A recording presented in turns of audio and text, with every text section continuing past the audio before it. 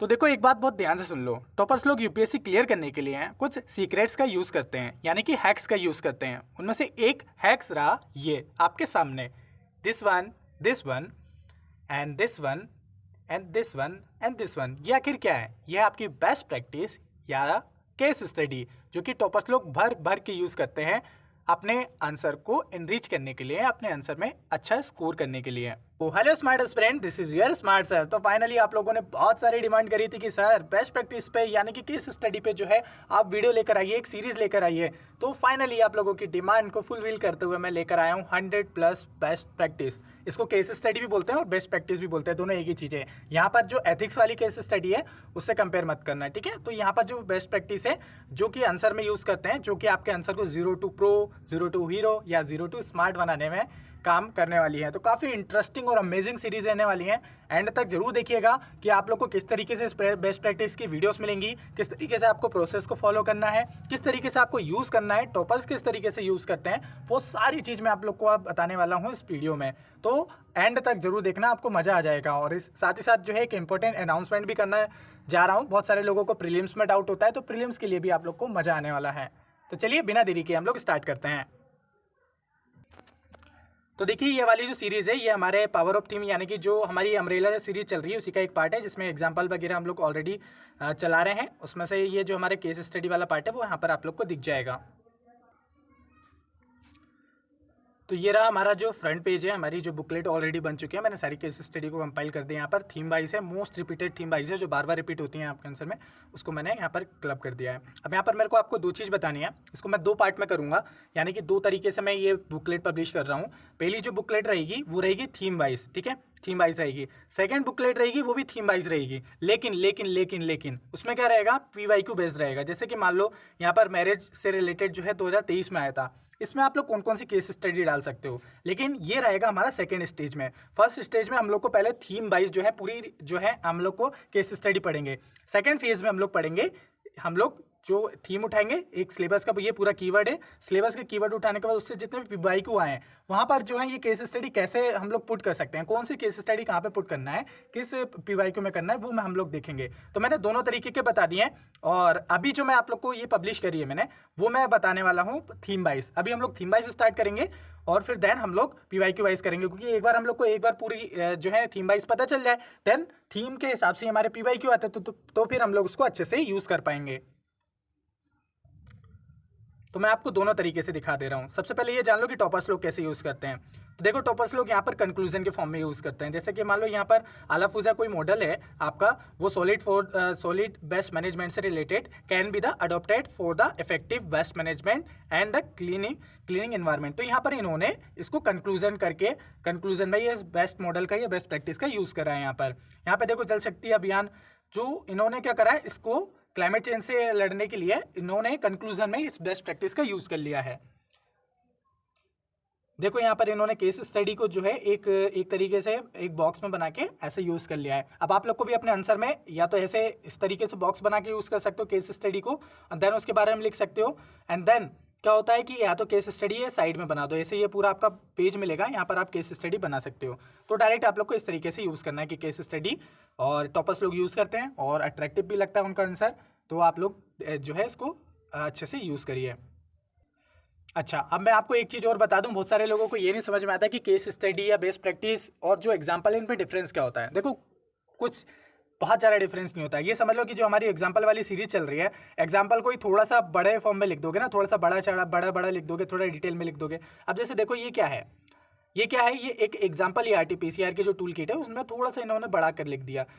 ये क्या case study, ये भी क्या है कि एक एग्जांपल है, एक जगह के केस स्टडी है उसका एग्जांपल है और उसको थोड़ा सा बड़ा करके लिख दिया। अभी एग्जांपल होता तो एग्जांपल में आप लोग ना थोड़ा सा नाम लिख देते हैं यहाँ पे, बस जब नाम होता नाम लिख के बस करके खत्म, ठीक है। लेकिन केस स्टडी में थोड़ा सा डिटेल में बताना पड़ता है उसके बारे में, बस यही है और कुछ नहीं है। समझ रहे हो, एग्जाम्पल ही आपकी केस स्टडी है, बस उसको थोड़ा सा अगर आपको डिटेलिंग मालूम है उसके बारे में, थोड़ा स्पेसिफिक उसके बारे में मालूम है, अगर स्पेसिफिक बता देते हो तो फिर वो केस स्टडी बन जाती है, वही आपकी बेस्ट प्रैक्टिस भी बन जाती है। अब केस स्टडी जो होती है नेगेटिव भी होती है पॉजिटिव भी होती है, बेस्ट प्रैक्टिस क्या होती है, उसके बारे में जो बेस्ट है वो बेस्ट चीज़ ही बताया जाता है। तो इसमें मैंने दोनों तरीके के इंक्लूड करी है। और एक खासियत ये है, एक चीज़ और मैंने इसमें इंक्लूड करी है, मैं आपको बताता हूँ, अभी आपको देख के पता चल जाएगा। एक चीज़ और मैंने इसमें इंक्लूड करी है। हाँ, ये तो रही हमारी हम लोगों ने PYQ बेस, क्योंकि देखो मैंने PYQ में जो है उसके हिसाब से एक चीज़ मैंने इसमें इंक्लूड करी है, इंडिया की भी बेस्ट प्रैक्टिस इंक्लूड करी है और इंटरनेशनल लेवल की भी जो बेस्ट प्रैक्टिस है उसको इंक्लूड करा है उसमें। क्योंकि इससे फ़ायदा ये रहेगा कि अगर मान लो कोई इंडिया के से रिलेटेड आपको नहीं मिल रही है तो वर्ल्ड लेवल पे हम लोग सीख सकते हैं। हमको बोला जाता है ना कि यार इंटरनेशनल लेवल पे अगर कुछ अच्छा हो रहा है तो हम लोग उससे सीख सकते हैं। तो हम लोग ने ना, मैंने इसमें दोनों तरीके के इंक्लूड कर दिए, इसकी इंडिया लेवल की और इंटरनेशनल लेवल की, जिससे क्या होगा कि आपका आंसर हो जाएगा ना, जब सामने वाला एग्जामिनर देखेगा उसकी आँखें ना एकदम चौंधिया जाएंगी, मतलब कि वो एकदम खुश हो जाएगा कि यार इसको तो यार वर्ल्ड लेवल पे भी पता है, अरे इंडिया के भी पता है, एटलीस्ट इंडिया का भी तो पता है, तो वो खुश हो जाएगा। ठीक है, तो ये दोनों तरीके से मैंने इंक्लूड करी है इसमें। अभी हम लोग थीम वाइज कर रहे हैं, फिर मैं जो है एक अलग से बुकलेट आपको प्रोवाइड करूंगा। वो कैसे प्रोवाइड करूंगा, ये कैसे आप लोग को मिलेगी, वो अभी मैं एंड में बताऊंगा। पहले हम लोग डायरेक्ट से शुरुआत करते हैं।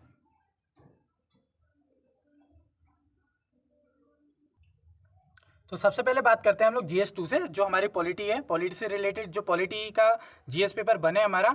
और GS पेपर 1 में जो हमारा सोसाइटी है और ज्योग्राफी है वहाँ पर बेस्ट प्रैक्टिस यूज़ होती हैं। देन जो हमारा GS पेपर 2 है वहाँ पर बेस्ट प्रैक्टिस यूज़ होती हैं। GS पेपर जो 3 है वहाँ पर भी बहुत भर भर की यूज़ होती हैं। तो तीनों की मैंने इसमें इंक्लूड करी है, टेंशन नहीं लेना आपको। सबसे पहले हम लोग पॉलिटी से स्टार्ट कर रहे हैं, फेडरलिज्म से related. Very very very important theme है, यहाँ से क्वेश्चन हर साल आता ही है। तो देखो यहाँ पर पहले मैंने इंडिया लेवल पे, मैं जैसे मैं बताया ना, इंडिया लेवल पे और जो हमारा इंटरनेशनल लेवल पे, दोनों लेवल पे मैंने केस स्टडी यहाँ पर इंक्लूड करी है, बेस्ट प्रैक्टिस इंक्लूड करी है। अब जैसे देखो कि इंडिया में जो बेस्ट प्रैक्टिस है, हाँ एक चीज़ और बता दूँ कि इसका मैंने जो सोर्स लिया है वो नीति आयोग की रिपोर्ट है। आप लोग को पता है जो नीति आयोग की बेस्ट प्रैक्टिस वाली रिपोर्ट चलती है, वहाँ से भी इंक्लूड किया है और कुछ अदर वेबसाइट से भी लिया है, फिर कुछ जो नोट्स हैं नोट्स से भी लिया है मैंने, बहुत जगह से, मतलब मल्टीपल सोर्स से मैंने मिलकर ये यहाँ पर आप लोग को देखने को मिलेंगी। अलग अलग जगह से, अलग अलग वेबसाइट से भी मैंने देखा हुआ है। ठीक है, और ये काफ़ी टाइम से कर रहा था, अभी एकदम से नहीं बनाया, टाइम लगा है इसको बनाने में। ठीक है, इंडिया लेवल पे देखते हैं। इंडिया लेवल पे देखते हैं तो इंडिया लेवल पे अगर हम लोग बात करें फेडरलिज्म से रिलेटेड, तो गवर्नमेंट के जो हम लोग एक बॉडी देखेंगे वो है inter state council. Inter state council क्या होती है, वो रिजॉल्व करती है dispute between the centre and state and promote करती है कोऑपरेटिव फेडरलिज्म को बाय द प्रोवाइडिंग प्लेटफॉर्म, जो है जहाँ पर स्टेट क्या करते हैं, एक्सप्रेस कर सकते हैं अपने कंसर्न के बारे में। अब इस एग्जांपल को यूज़ कैसे करना है, इसमें यूज़ करना है कि डिस्कस करना है कि जो हाउ, किस तरीके से जो है इंटर स्टेट काउंसिल प्ले करती है key role in resolving the dispute related to the distribution of natural resources like the river water sharing. ठीक है, तो जब भी अगर आप क्वेश्चन है फेडरलिज्म से रिलेटेड, यहाँ पर एक ऐसी केस स्टडी बता देना कि इंटर स्टेट काउंसिल है, या फिर सिंपल एग्जांपल में करके थोड़ा सा बड़ा करके लिख सकते हो कि हाँ देखो इंटर स्टेट काउंसिल है, ये रिजॉल्व करने में हेल्प करती है।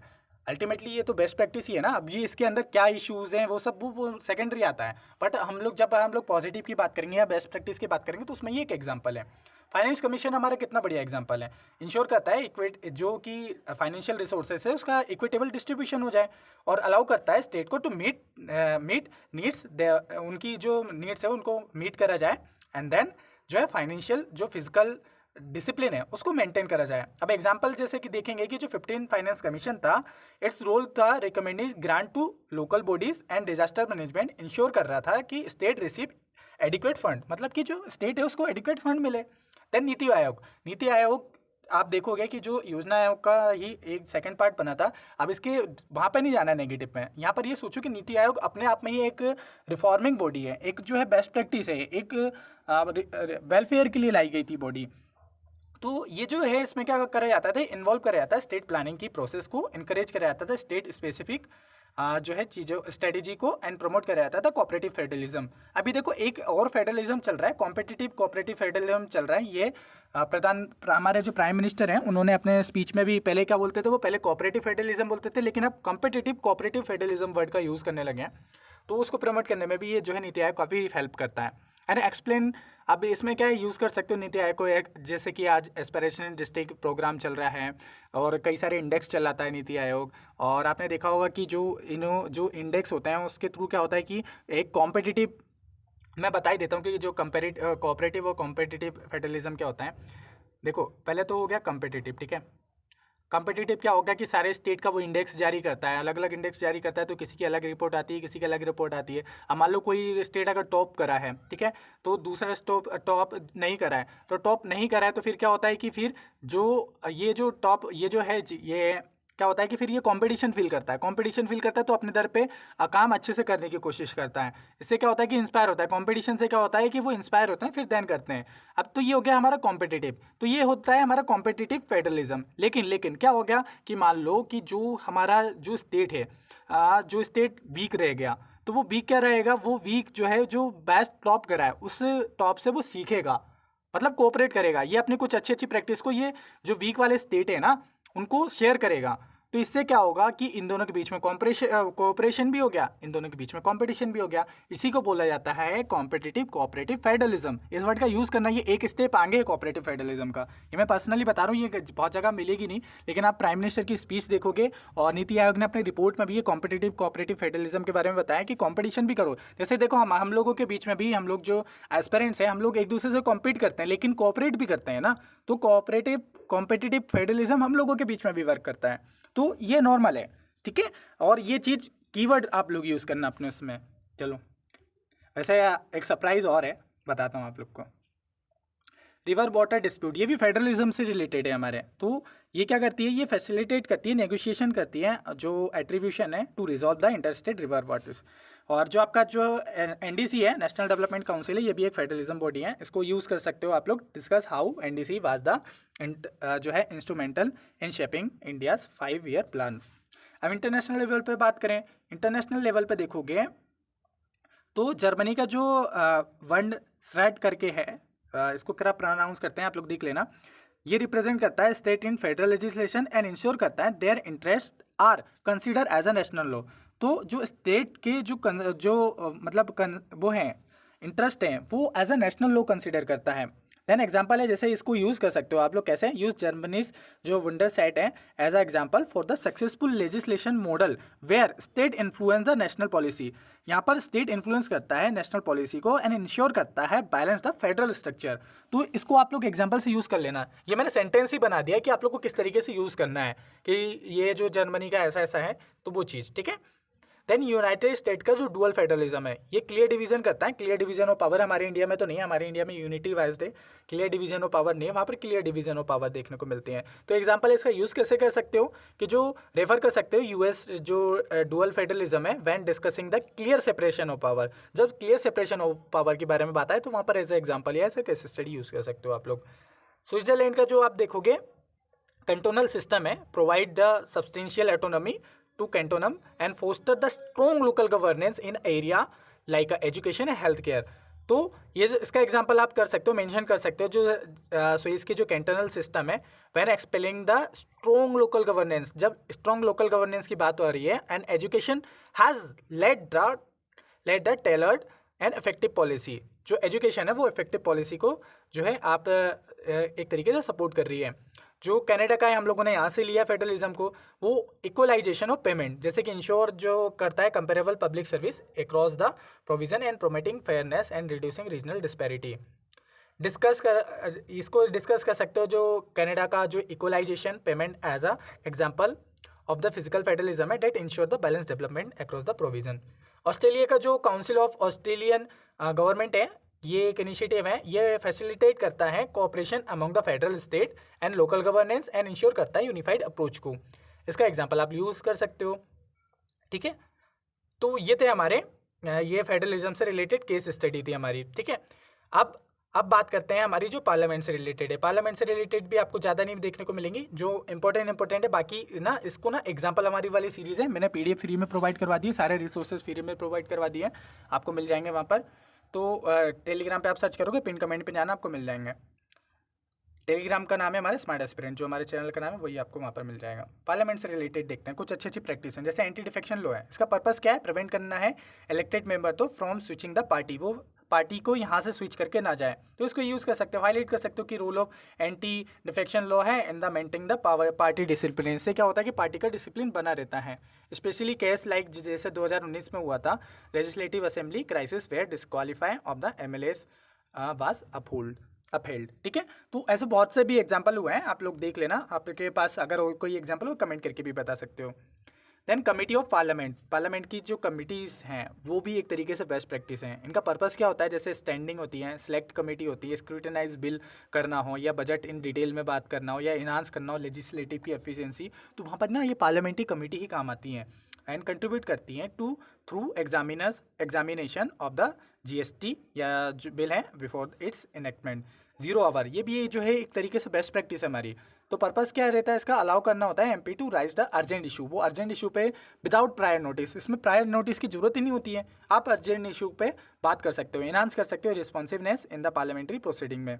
एग्जाम्पल इसको यूज़ कर सकते हो, कैसे मेंशन कर सकते हो कि 0 आवर को ये ब्रिंगिंग करता है attention to pressing the national issues, जैसे कि आपके हो गए फार्मर डिस्ट्रेस हो गया, पब्लिक हेल्थ हो गया। अभी आपने देखा होगा कि हमारे जो दिल्ली में जो चीज़ हुई थी उसको कितने जल्दी से हम लोग पार्लियामेंट पे लेके चले गए थे, तो that is way. Private member bill और पब्लिक मेंबर बिल जो रहता है वो मिनिस्टर लाते हैं, ठीक है, जरूरी नहीं कि वो पार्टी के हो, मिनिस्टर कोई भी हो वो ला सकते हैं, ठीक है। और जो प्राइवेट मेंबर बिल होता है वो एमपीज़ लाते हैं, लेकिन वो पार्टी के नहीं होते हैं या वो कोई भी मिनिस्टर होता है, ठीक है। तो MP not a part of government, मतलब कोई भी एमपी हो वो पार्ट नहीं हो अपने गवर्नमेंट का या उनके मिनिस्टर या उनकी पार्टी का, तो भी वो प्राइवेट मेंबर बिल ला सकता है, ठीक है। तो MP not part of the government can introduce the bill ensuring diverse legislative input. अब जैसे देखो अगर दूसरी पार्टी का भी है तो वो भी ला सकता है, लेकिन वो एमपी होना चाहिए, जरूरी नहीं है कि वो गवर्नमेंट का पार्ट हो। लेकिन अगर गवर्नमेंट का पार्ट है तो फिर वो पब्लिक बिल हो जाता है, लेकिन गवर्नमेंट का पार्ट नहीं है तो फिर क्या हो जाता है, वो प्राइवेट मेंबर बिल हो जाता है। देन इसका एग्जांपल यूज़ कर सकते हो, जैसे ट्रांसजेंडर पर्सन बिल आया था, प्रोटेक्शन राइट बिल 2016 में, initial introduce as a private member bill which raise the significant public debate eventually led the enactment of law, फिर बाद में ये लॉ आ गया था। इंटरनेशनल लेवल पे बात करें, जो ब्रिटिश के स्पीकर हैं उनका पर्पस क्या होता है इसका, ये स्पीकर का जो है नॉन पार्टीशन जो है resign from the political party and hold ultimate disciplinary power in the house, ultimate disciplinary power होती है। इसको यूज़ कर सकते हो, कंपेयर कर सकते हो, compare the British speaker impartially with the speaker's role in India and emphasize the importance of the neutrality की इंपॉर्टेंस बताता है इनकी केस स्टडी। कनाडा की शैडो कैबिनेट देख सकते हो, पर्पस क्या रहता है कि अपोजिशन जो पार्टी होती है from the shadow cabinet to hold the government accountable and ensuring करती है check on the government action, check and balance को जो है वो बना के रखती है। एग्जांपल आप लोग यूज़ कर सकते हो, यहाँ पर लिखा हुआ है, पॉज करके देख लेना। Reservation seat for the women in Bangladesh और नेपाल में आपको देखने को मिलेगी। इंश्योर करा जाता है कि जो यहाँ पर जेंडर रिप्रेजेंटेशन है इन पार्लियामेंट, वो प्रमोट करता है जेंडर इक्वालिटी को इन पॉलिटिकल पार्टिसिपेशन। यहाँ पर आप लोग देखोगे कि 33% रिजर्वेशन वुमेन इन नेपाल और 13% इन बांग्लादेश देखने को मिलता है। ये एक तरीके से हमारे इंडिया में तो ऑलरेडी अब 33% से ज़्यादा ही हो गया है, तो इसके जगह आप दूसरा एग्जांपल भी लिख सकते हो, हमारे इंडिया का भी लिख सकते हो। लेकिन अगर हम लोग इंटरनेशनल लेवल पे देखें तो यहाँ पर आप लोग को इतना देखने को मिलता है, ठीक है। तो ये थी हमारी बेस्ट प्रैक्टिस, जिसमें पार्लियामेंट्री देख लिया और फेडरलिज्म से रिलेटेड देख लिया। अब मैं आपको बताने वाला हूँ कि आगे की वीडियोस आप लोग को किस तरीके से मिलेंगी। आगे की वीडियो मिलेगी आपको अब शॉर्ट के फॉर्म में। कल से मैं प्रॉपर शॉर्ट्स स्टार्ट कर रहा हूँ, कल से आपको 3-4 शॉर्ट्स मिल जाए करेंगी, हमारे एग्जाम्पल की भी शॉर्ट्स मिलेगी, हमारे जो कमिटीज़ एंड रिपोर्ट है उसकी भी शॉर्ट्स मिलेगी, इवन मैं पूरा सिलेबस शॉर्ट्स में कंप्लीट करवाऊंगा। अब आप लोग को एक लॉन्ग वीडियो आएगी कि कैसे करना है। अब आप लोग की रिस्पॉन्सिबिलिटी बनती है कि आप लोग को कैसे करना है, शॉर्ट्स देखना है, शॉर्ट्स में मैं जो बोलूँ उसको बिना देखे कमेंट करना है, ठीक है। मैं चाहता हूँ सबको चीज़ें याद हो जाए। अब आप लोग को शॉर्ट्स की आदत लगी गई है तो शॉर्ट्स को इसी तरीके से यूज़ करो कि आपको सारी चीज़ें याद हो जाए। मेरा मेन मकसद है यूपीएससी क्लियर करवाना आप लोगों का, ठीक है। और वो कैसे भी हो, शॉर्ट फॉर्म में अगर आपकी आदत है तो शॉर्ट फॉर्म में मैं रील पे इंस्टाग्राम पे भी आ गया हूँ, रील पे इंस्टाग्राम पे भी डालूंगा पोस्ट, इंस्टाग्राम पे भी आप देखो, कमेंट करो, सब कुछ करो, ठीक है। तो मैं ये सारी चीज़ ना शॉर्ट में प्रोवाइड करवाऊंगा। शॉर्ट में आपको अच्छे से एक्टिव पार्टिसिपेशन करना है। डेली 4-4, 5-5 वीडियो डाल दूंगा, जितना मेरे से कैपेसिटी होगी मैं उसको डाल दूंगा, और आप लोग को पार्टिसिपेट करना है अच्छे से, इंगेजिंग बनाऊंगा, टेंशन नहीं लेना है। आप लोग को पता है कि हमारी शॉर्ट्स कैसे बनती हैं, क्योंकि मुझे लगा था कि जल्दी जल्दी मैं बनाते जाऊँगा तो उससे ज़्यादा बेनिफिट रहेगा। अब रही बात इस PDF की, तो इस PDF का मैं जो प्राइस रख रहा हूँ 39 रुपीज़ रख रहा हूँ। 39 रुपीज़ में आपको ये PDF मिल जाएगी।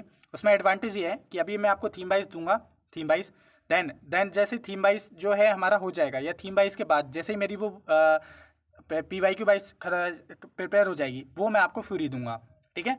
39 में जो हमारी बुकलेट मिल रही है, थीम वाइज मिल रही है आप लोग को, इसके साथ जब हमारी जो PYQ वाइज हो जाएगी, बन जाएगी, जो मैंने आपको स्टार्टिंग में बताया था, वो आपको फ्री मिलेगी, ठीक है, इसके साथ। ठीक है, लेकिन वो बनने के बाद, उससे पहले आपको ये परचेस करना पड़ेगा। और ये फ्री में उन्हीं लोगों को दूंगा जो ये परचेस करेंगे। ठीक है, 39 रुपीज़ में, 39 रुपीज़ में मिल रही है, आप परचेस कर सकते हैं। बहुत मार्जिनल है, पानी पूरी की भी नहीं है इतना प्राइस, इतना तो इससे ज़्यादा तो आप खा ही जाते हो, चाउमीन खा जाते हो, मंचूरियन खा जाते हो। ठीक है, तो इतना तो कम ही प्राइस रखा है मैंने, क्योंकि क्या होता है कि देखो अगर मैं फ्री में दे देता ना, आप नहीं वैल्यू करते हो, आई नो ये चीज़। तो ठीक है, आप लोग देख लेना इसको, और आप लोग टेलीग्राम पे कांटेक्ट कर सकते हो, और मैंने नंबर भी दिया था आप लोग को, ये टेलीग्राम है हमारा, वहाँ पर आप लोग को हमारा कांटेक्ट मिल जाएगा, वहाँ से जाके आप लोग परचेस कर सकते हो। ठीक है, कैसी लगी ये वीडियो कमेंट करके जरूर बताइएगा, और अभी मैंने जितनी भी बेस्ट प्रैक्टिस बताई उन सबको कमेंट करना है आप लोग को, देन रिवाइज भी करना है। ये हमारा जो 4R टेक्निक है उसको भूलना नहीं है, हम लोगों ने फर्स्ट रीडिंग कर ली है, देन रिकॉल करना है, और उसके बाद आप लोग रिवाइज करने के लिए अपनी कॉपी में लिख के आप लोग हमारे जो RR प्रैक्टिस वाला ग्रुप है वहाँ पर भेज सकते हो। आई होप ये वीडियो आप लोग के लिए बेनिफिशियल रहा होगा। इसी तरह के लिए और अमेजिंग वीडियो लाने वाला हूँ। हाँ, अनाउंसमेंट ये करने वाला था कि प्रीलिम्स का बहुत जल्दी मैं कोर्स लॉन्च करने वाला हूँ, वो दिसंबर तक, अभी लॉन्च कर दूंगा, वो दिसंबर तक आपका पूरा सिलेबस कंप्लीट करवाना है। मतलब कि मेरा मेन मकसद ये है कि मैं पहले उसको क्या करवा दूँ। आप देखो, कोई कमेंट मत करना, मेन मकसद हमारा चीन टपाक डमडम है। चलो, तो हम लोग का जो दिसंबर तक है, दिसंबर तक जो है आपका 25 साल के जो PYQ मैंने बोला था कि NDA CDS ये सब के जो 25 साल के PYQ करवाऊंगा, ऐसा आने वाला है, बहुत जल्दी लॉन्च होने वाला है उसका, क्योंकि प्रीलिम्स की बहुत सारी डिमांड हो रही है। बहुत सारे लोग बोल रहे हैं कि मेंस में तब मन नहीं लग रहा है क्योंकि प्रीलिम्स नहीं निकल रहा है। तो चलो कोई बात नहीं ना, ठीक है, मेंस भी चल रहा है हमारे साथ में, हमारा प्रीलिम्स भी चला देंगे। स्मार्ट सर हैं हम लोग, समझ रहे हो, we are a smart aspirant. तो आप टेंशन मत लो, स्मार्ट सर इज़ हियर, बहुत जल्दी लाने वाला हूँ। इसी के साथ साथ आप लोगों ने डिमांड करी थी कीवर्ड वाली सीरीज़, तो बस कीवर्ड भी आने वाला है, एनिक नोट्स भी आने वाला है, पंच लाइन भी आने वाली है, आपकी कोट्स की भी सीरीज़ आने वाली है, सब मज़े में आने वाली हैं, और ये शॉर्ट्स में चलेंगी। मैं आपको ज़्यादा शॉर्ट्स में मेरे लिए भी फ़ायदा रहता है कि मैं आप लोग को जल्दी जल्दी प्रोवाइड करवा दूंगा। ठीक है, बहुत जल्दी जल्दी, ये लॉन्ग वीडियोस बनाने में आपको पता है कि टाइम लगता है बहुत ज़्यादा, शॉर्ट्स में मैं आपको बहुत जल्दी जल्दी प्रोवाइड करवा दूंगा। लेकिन आप लोग की रिस्पॉन्सिबिलिटी अब ये बनती है कि हर शॉर्ट्स को आप लोग को देखना है, रटना है उसको, और शॉर्ट्स को 2-2 3-3 बार भी देख लोगे ना तो आपको याद ही हो जाएगा चीज़ें। ओके, तो आई होप आप लोग को सारी चीज़ें समझ में आई होंगी। वीडियो अच्छी लगी हो कमेंट करके जरूर बताना, दोस्तों का शेयर करने का आइडिया बुरा नहीं है। मिलता है नेक्स्ट वीडियो में, तब तक के लिए खुश रहिए, मुस्कुराते रहिए। जय हिंद, जय भारत।